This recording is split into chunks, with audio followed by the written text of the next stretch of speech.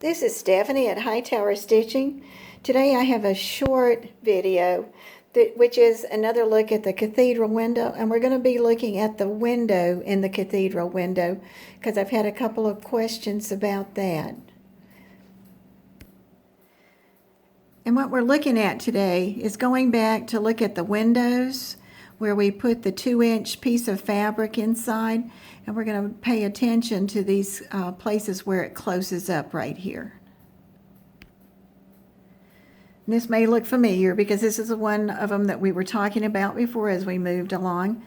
And you can see I'm going to start with one side, and I'm just going to sort of lay it, and I can finger press it. I can put a pin in it if I want to sort of hold it while I start.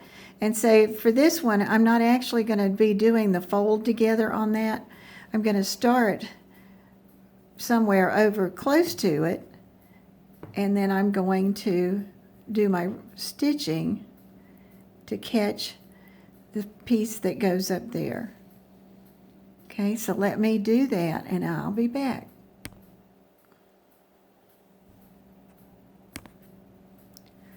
As I get closer to the place where I'm going to fold again, you can do this two ways.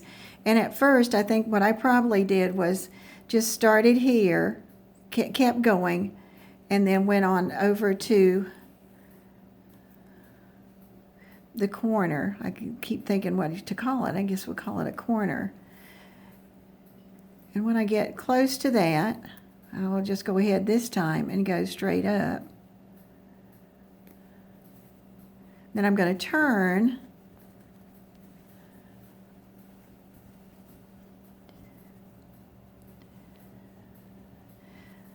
and I'm going to go down there, and I'm going to take the next piece, and what I'm going to do is butt it up against the part that's over there. So I'm just going to roll it like I want it to be. And I don't want it to overlap. There's no need to overlap. And right now I'm going to start, even though this isn't really tight through here, it doesn't need to be when you start. So I'm already down here. I'm going to just go in close to that one.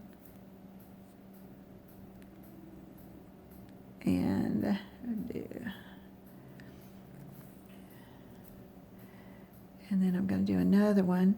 And then you can actually do where it pulls it together with the next stitch.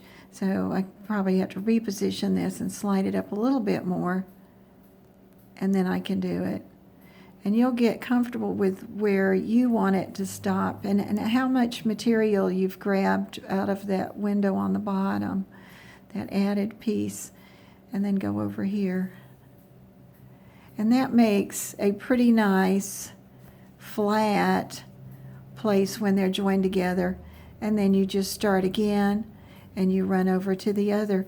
And this is so much fun because you don't have to dig through to the very bottom. You can, or you can just pick up those top layers and then go across till you get to the next one, and you keep moving it with your thumb. Not too much, not too little, just right. And you can see how it's wanting to curve up in there. So I'm going to just go on over there, and I'll show you. I think that was a nice way to do that because you had everything right where you wanted it. And we're almost there. And this is fun. And the thing is, it takes a lot of muslin to do the muslin part, but a medium grade muslin is not very expensive, you know, compared to what you would spend for quilting fabric. And then you get this great thing when you're finished.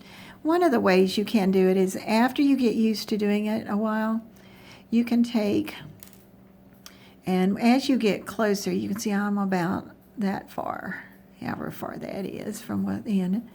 I'm going to take the top and I'm going to fold it down.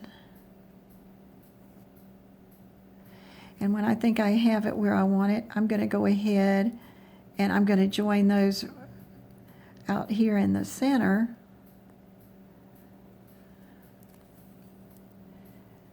And then I'm going to stitch it all the way back to the corner with little stitches.